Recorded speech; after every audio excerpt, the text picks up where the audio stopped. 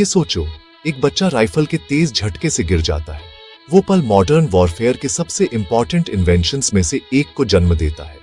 मैं बात कर रहा हूं सर हायरम स्टीवंस मैक्सिम की, पहले असली ऑटोमेटिक मशीन गन के पीछे का दिमाग। एक यंग इन्वेंटर के तौर पर मैक्सिम ने सोचा, अगर वो जोरदार झटका मेरे लिए काम कर सके तो क्या होगा।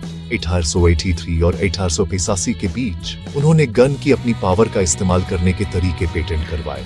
गैस रिकॉइल ब्लो बैक, अगले शॉट को साइकिल करने के लिए। कोई क्रैंकिंग नहीं, कोई मैनुअल रीसेट नहीं, बस फिजिक्स से चलने वाली लगातार ऑटोमेटिक फायरिंग। वह इंग्लैंड चले गए और वेस्ट नॉरवुड में एक बड़े पुराने घर में अपनी दुकान खोली, जो पहले लॉर्ड थर्लो का था।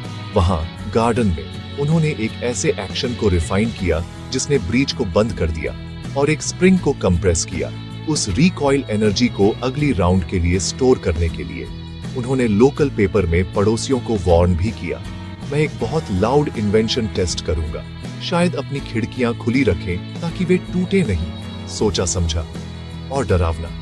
एडवर्ड विकर्स के सपोर्ट से मैक्सिम ने क्रेफर्ड केंट में एक आर्म्स वर्क बनाया। उसके बाद मर्जर हुए, नॉर्डनफेल्ट, फिर बैरो शिप बिल्डिंग का एक हिस्सा, और 1889 तक विकर्स, सोन एंड मैक्सिम का नाम एक बढ़ते हुए एम्पायर पर छप गया था।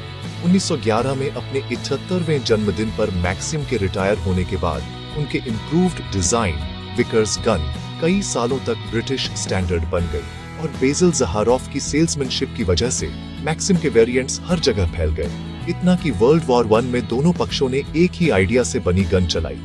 इसकी एक कीमत थी, दशकों की गड़गड़ाहट ने मैक्सिम को पूरी तरह बहरा कर दिया।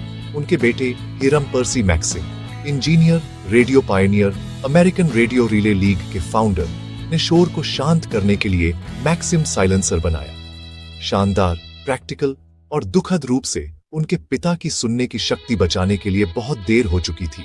बचपन का एक झटका, एक साहसी अंतर्दृष्टि और एक मशीन जिसने युद्ध के मैदान को बदल दिया, और वह इन्वेंटर जिसने इसे बनाया।